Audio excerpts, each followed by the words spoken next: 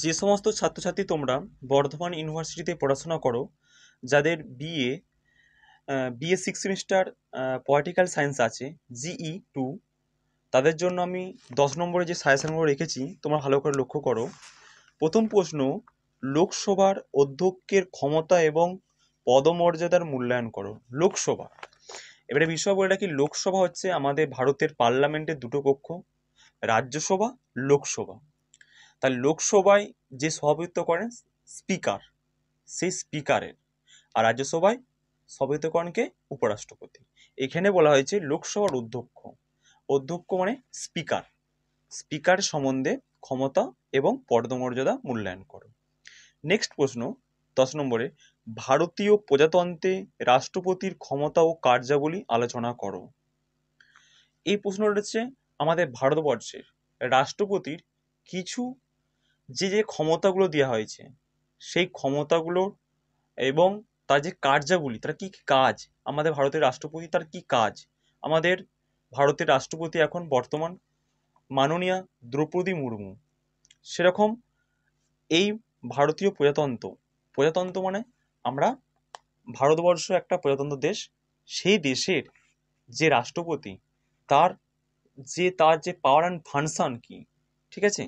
এর সাথে একটা 2 নম্বরে প্রশ্ন করবে, ভারতের বর্তমান রাষ্ট্রপতি এবং প্রথম রাষ্ট্রপতির নাম কি। নেক্সট প্রশ্ন, ভারতের সংবিধানে নির্বাচনী সংস্কারের প্রয়োজনীয়তা ও নির্বাচন ব্যবস্থার গৃহীত সংস্কার সমূহ আলোচনা করো।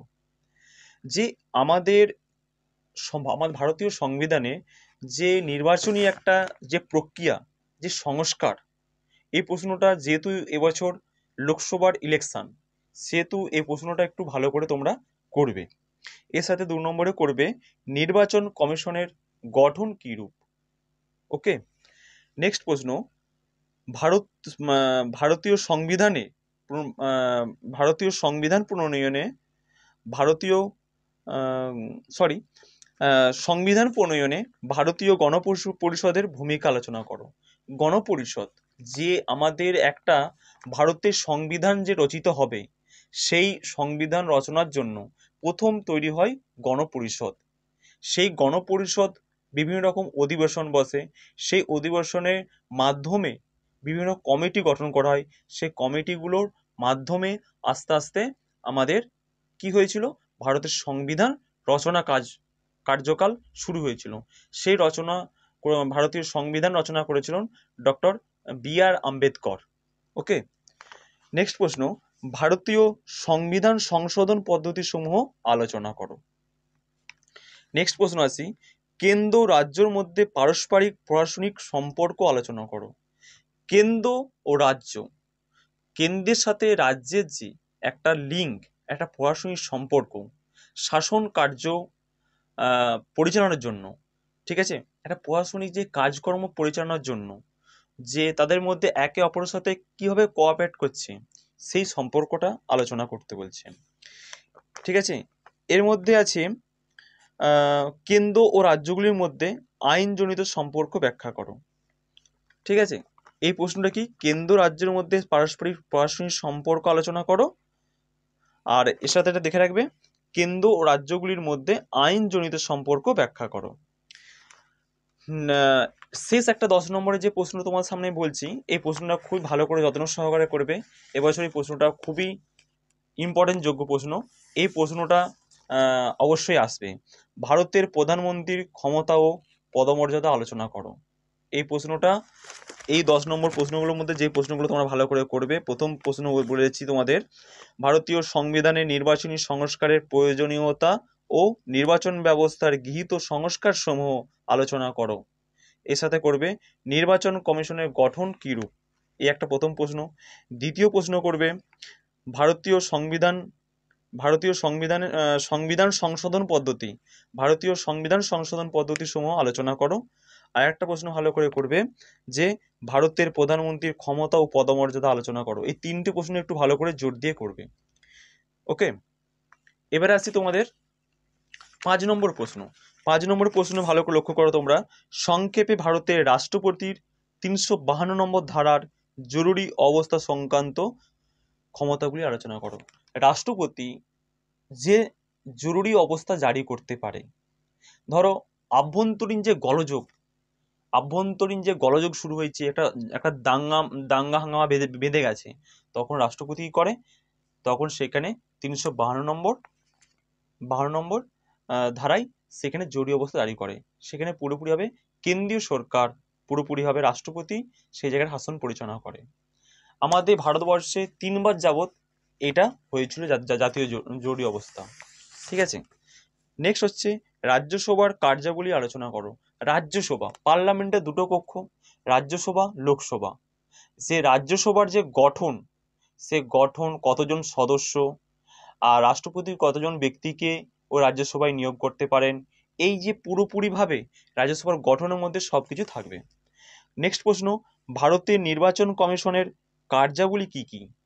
যে ভারতের নির্বাচন কমিশনের কার্যাবলী, মানে এই যে ভারতের নির্বাচন কমিশনার, ঠিক আছে, এখন যে আমাদের নির্বাচন কমিশনারকে রাজীব কুমার যে নির্বাচন কমিশনার, তার কি কাজ? কাজ হচ্ছে যেমন ধরো নতুন ভোটার লিস্ট তৈরি করা, নতুন যারা ভোটার সংশোধন করা, নতুন যারা 18 বছর উপরে যারা ভোটাধিকার তাদের নতুনভাবে নাম নথিভুক্ত করা, এছাড়া বিভিন্ন যারা যারা নমিনেশন ফাইল করছে, যারা প্রার্থী, তাদের কি হয়, তাদের বিভিন্ন রকম আয় ব্যয়ের হিসাব, তাদের সব কিছু পুরোটাই দেখাশোনা করে সেগুলোকে, নমিনেশনগুলোকে জমা নেওয়া। ভারতের প্রথম নির্বাচন কমিশনার কে ছিলেন?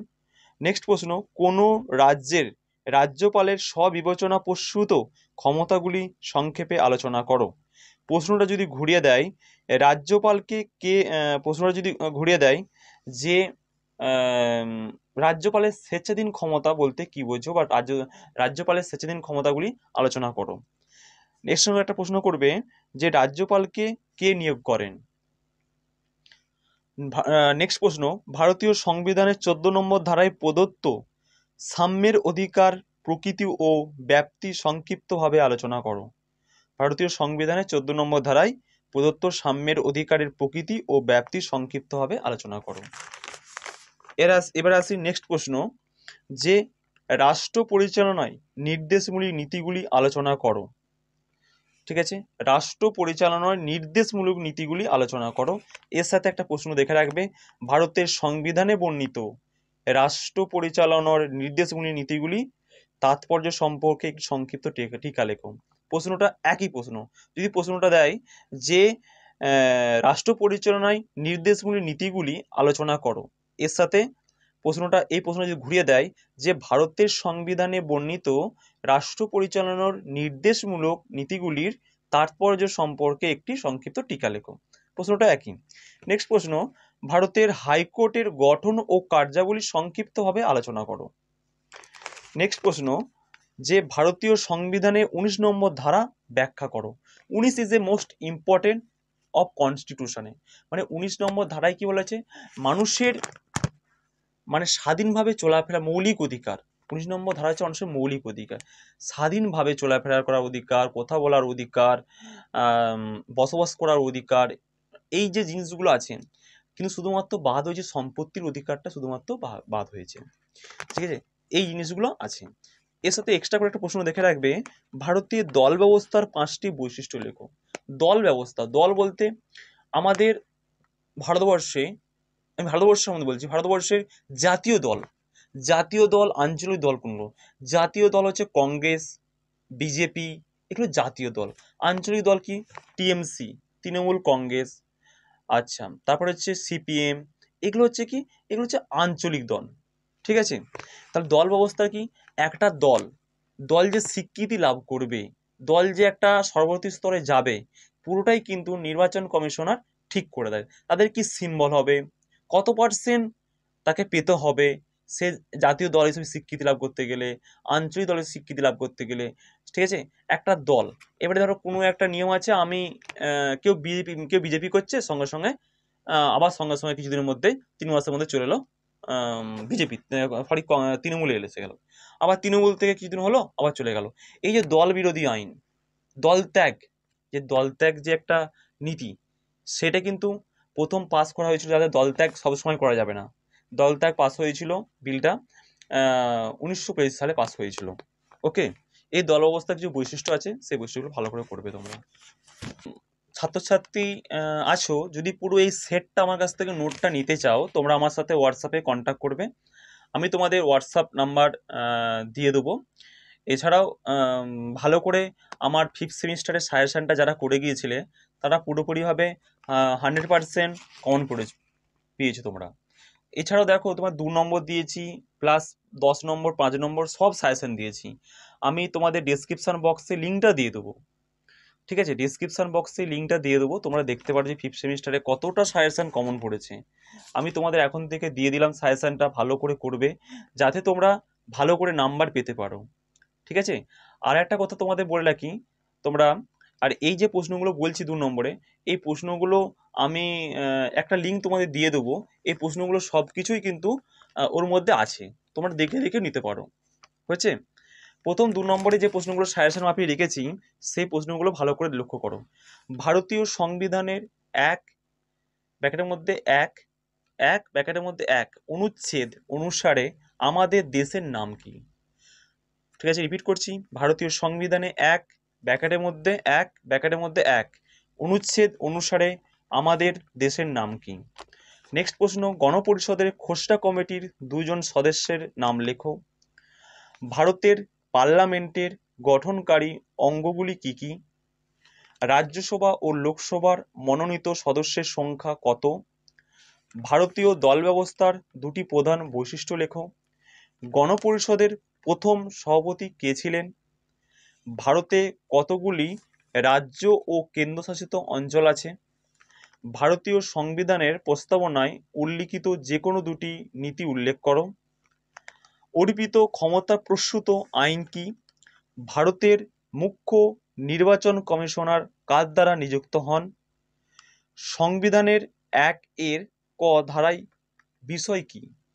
সংবিধানের 1 এর ক ধারার বিষয় কি? পশ্চিমবাংলার বর্তমান রাজ্যপাল কে? পশ্চিমবাংলার রাজ্যসভার সভাপতি কে? রাজ্য তালিকায় অন্তর্ভুক্ত যে কোনো 2টি বিষয় উল্লেখ করো। ভারতের নির্বাচনী সংস্কারের জন্য গঠিত 2টি কমিটির নাম লেখো। সংরক্ষণমূলক বৈষম্য কি? রাষ্ট্রপতির পকেট ভেটো কি? কোন সংবিধান সংশোধনীর দ্বারা সমাজতান্ত্রিক শব্দটি প্রস্তাবনায় অন্তর্ভুক্ত করা হয়? কোন সংবিধান সংশোধনীর দ্বারা সমাজতান্ত্রিক শব্দটি প্রস্তাবনায় অন্তর্ভুক্ত করা হয়? ভারতের সংবিধানের মৌল কাঠামো বলতে কি বোঝায়? নেক্সট প্রশ্ন, এখনো পর্যন্ত 360 নম্বর অনুচ্ছেদ অনুসারে কতবার আর্থিক জরুরি অবস্থা জারি করা হয়েছে? নেক্সট প্রশ্ন, ভারতের সংবিধানে 21 ব্র্যাকেটের মধ্যে এ অনুচ্ছেদের বিষয় কি?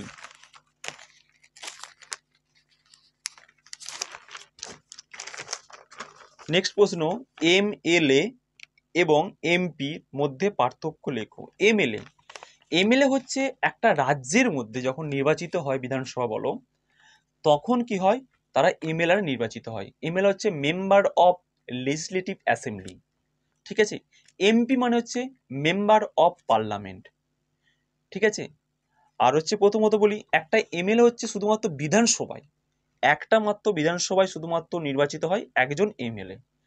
7টা বিধানসভা নিয়ে একটা তৈরি হয় লোকসভা, সেই লোকসভায় একজন এমপি থাকে। তাহলে এমএলএ কি? এমএলএ শুধুমাত্র একটা বিধানসভায় নির্বাচিত হয়, আর এমপি 7টা বিধানসভার থেকে সে নির্বাচিত হয়।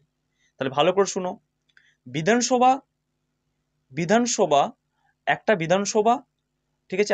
আমাদের হচ্ছে, যেমন ধরো পশ্চিমবঙ্গের 294টা হচ্ছে বিধানসভা, আর লোকসভা 42টা হচ্ছে আমাদের পশ্চিমবঙ্গের লোকসভা। তার 7টা বিধানসভা নিয়ে একটা লোকসভা কেন্দ্র তৈরি হয়। এমপি 7টা বিধানসভা নিয়ে কিন্তু সে জিতে, যে প্রার্থী হয় বা যে দলেরই হোক না কেন, সে জিতে। তাহলে এমপি এবং এমএলএ এর মধ্যে পার্থক্য কি? ঠিক আছে, এমপিদের শুধুমাত্র একটা সময় হচ্ছে এমপিরা তারা বিভিন্ন রকম কেন্দ্রীয় বাজেটে অংশ নিতে পারে, কিন্তু সেখানে এমএলএরা কখনো কেন্দ্রীয় বাজেটে অংশ নিতে পারে না। রাষ্ট্রপতি উপরাষ্ট্রপতি যখন নির্বাচিত হয় সেখানে এমপিরা এবং এমএলএরা দুই কিন্তু তারা ভোটাধিকার প্রয়োগ করতে পারে। এমএলএদের এখতিয়ার শুধুমাত্র রাজ্যের মধ্যে, এমপিদের এখতিয়ার সারা ভারতবর্ষের মধ্যে। ক্লিয়ার? এবার নেক্সট প্রশ্ন, 1976 সালে ভারতীয় সংবিধানের প্রস্তাবনায় যুক্ত 3টি শব্দ উল্লেখ করো। যুগ্ম তালিকায় উল্লেখিত যে কোনো 4টি বিষয় উল্লেখ করো। ভারতীয় সংবিধানে 29 নম্বর ধারা সংক্ষেপে উল্লেখ করো। নেক্সট প্রশ্ন, অধ্যাদেশ কি? নেক্সট প্রশ্ন, আইনের সমতা বলতে কি বোঝায়? মধ্য অন্তর্বর্তী নির্বাচন বলতে কি বোঝায়? কেন্দ্রীয় তালিকায় অন্তর্ভুক্ত যে কোনো 2টি বিষয় উল্লেখ করো। সুপ্রিম কোর্টের পরামর্শদান এলাকা কি? নেক্সট প্রশ্ন, অধিকার পিচ্ছা বলতে কি বোঝায়? অধিকার পিচ্ছা, ঠিক আছে, মানে এগুলো হচ্ছে হাইকোর্টে কিছু লেখ আছে, বন্দি প্রত্যয়ীকরণ, পরমাদেশ, অধিকার পিচ্ছা, উৎপ্রেষণ, এই যেগুলো লেখ জারি করে, ঠিক আছে, এগুলো হচ্ছে একটা লেখ। আর ভারতের রাষ্ট্রপতি নির্বাচন হওয়ার জন্য যে কোনো 2টি যোগ্যতা উল্লেখ করো।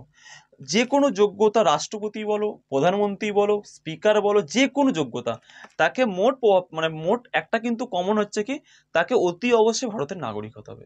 একটা জিনিস সবসময় মনে রাখবে, তাকে যে কোনো না কেন, যে কোনো প্রার্থী হোক না কেন, তাকে সবসময় ভারতের নাগরিক হতে হবে, এটা সবসময় মনে রাখবে। শেষ প্রশ্ন, ভারতের প্রথম প্রধানমন্ত্রী ও বর্তমান প্রধানমন্ত্রীর নাম কি? একটা প্রশ্ন তোমরা দেখতে পারো যে বন্দি প্রত্যক্ষীকরণ বলতে কি বোঝো? বন্দি প্রত্যক্ষীকরণ, ঠিক আছে, ভালো করে পড়াশোনা করো। এখন থেকে তোমাদের সাজেশন দিয়ে দিলাম। যদি তোমরা পুরো সেটটা নোট নিতে চাও, তোমরা আমার হোয়াটসঅ্যাপ নাম্বারে কল করবে, আমি স্বল্প মূল্যের নোটটা আমি তোমাদের দিয়ে দেবো, পুরো PDF সহকারে, টাইপিং সহকারে। Thank you all of student.